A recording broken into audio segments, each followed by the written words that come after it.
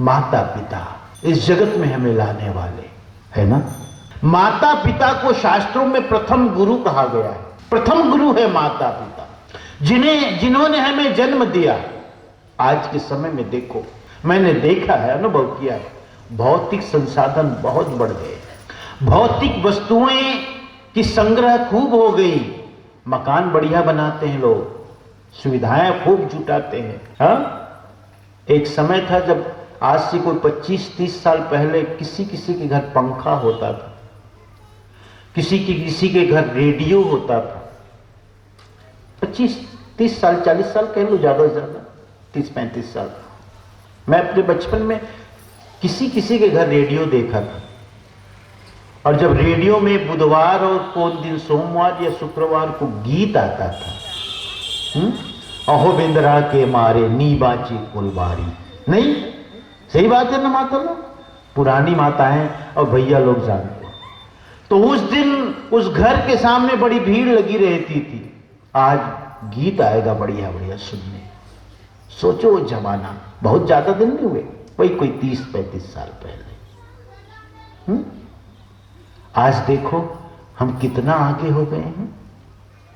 Radio तो अब नंदा गया, है ही नहीं।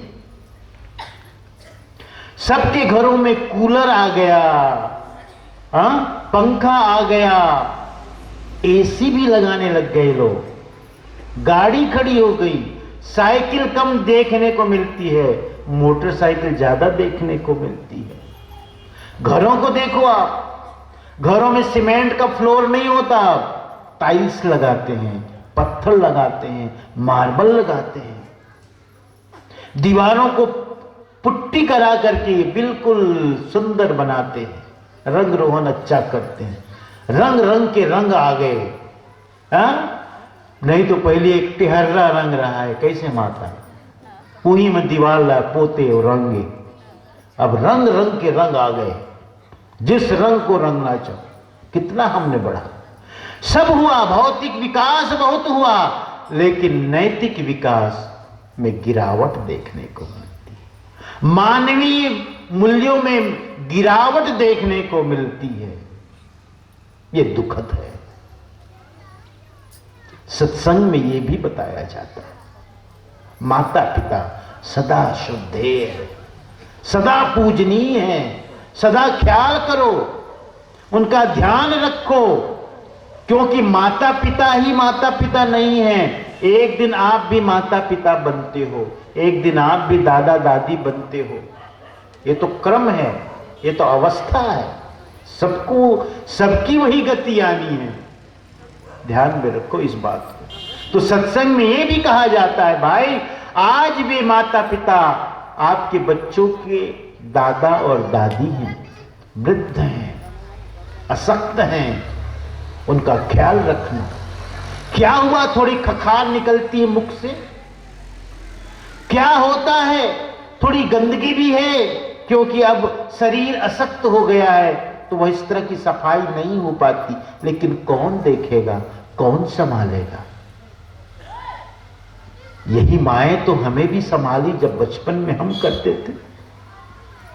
हम जब छोटे थे हमारे भी दांत नहीं थे, आज हमारे माता पिता के भी दांत नहीं है, वे अब हमारे बच्चे बन गए, कभी हम उनके बच्चे थे। सत्संग में ये भी बताया जाता है, ऐसा नहीं आत्मा परमात्मा, आत्मा परमात्मा की बातें, मोक्ष और मुक्ति की बातें करते रहो। आकाश की तरफ नजर है और जमीन में चल रहे हो ना भाई, जमीन को भी देखने की जरूरत है, क्योंकि जमीन में कहीं गड्ढा भी है, कहीं रास्ता है, कहीं और कुछ है। ऊपर भी देखना है, नीचे भी देखना, व्यवहार भी देखना है। प्रथम गुरु है माता पिता, माता पिता प्रथम वंदनीय है। बहुत तरह से चिंतन करो आप। शास्त्रों में कथन आता है कि यह जो जीव है अपने कर्मों को काटने के लिए, कर्मों को भोगने के लिए यह मनुष्य का जीवन प्राप्त करता है। ठीक है, अपने कर्मों को काटने के लिए मनुष्य का जीवन यही एक अवसर है और सब भोग योनि है। वहां भोग है, कुछ भी नहीं। यहां भोग से छुटकारा का उपाय है, वहां सिर्फ भोग है, उपाय नहीं है। इतना अमोलक जीवन है ये, इतना मूल्यवान जीवन है ये। तो यह जो जीवन मिलता है, तो वो जीवन देने वाले भी, माता पिता जीवन देने वाले, वो भी हमारे लिए बहुत श्रद्धेय, पूजनीय, वंदनीय। मौका दिया, अवसर दिया, इसी को हमें एहसास करना है, अनुभूत करना है। इसलिए शास्त्रों में कहा प्रथम गुरु है माता पिता। माता पिता प्रथम वंदनीय। माता पिता का ध्यान रखो, ख्याल करो। हमारे माता पिता जब बुजुर्ग हो जाते हैं तो थोड़े बोलते जाता है, अक्सर हम लोग उन्हें कटाक्ष कर देते हैं, बोल देते हैं, हाथ गोड़ चलत नहीं, मुंह भर चलत है। ये नहीं बोलना है ना, माता पिता को ऐसे बोलेंगे, बस पुरुर पुरुर ले है, ऐसा नहीं बोलना है। उसकी लार भी टपकेगी, आंखों में कीचड़ भी होगी, हमें संभालना है, हमें देखना है। कौन देखेगा?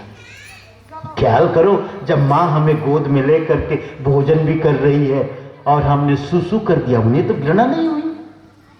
हमें समाधि ना, हम अपने बचपन को याद करें, जब हम उनके बच्चे थे। आज माता पिता हमारे बच्चे हो गए, हमें देखना है, हमें संभालना है। कितनी तुम भक्ति करो, कितना उपवास करो, कितना तीर्थ व्रत करो, यदि आपके घर में बड़े बुजुर्ग हैं, माता पिता के रूप में, दादा दादी के रूप में कोई भी है, अगर वे प्रसन्न नहीं है, सुखी नहीं है आपके व्यवहार से, आपके कर्म से, आपकी सेवा से, तो सब व्यर्थ है, सब व्यर्थ है। ये शास्त्र क्या कहता है, यहां मत जाना। मानवता और इंसानियत के तराजू पे तौल के देखो। 9 दिन उपवास रखते हो, मैं इसकी बुराई नहीं करता, नवरात्र में रहो आप, लेकिन नवदुर्गा के रूप में घर में मां है, पत्नी है, बहन है, बेटी है, इसका अपमान हो और उसकी पूजा हो, ये कहां का चलन है भाई? ये कैसा भेद है भाई?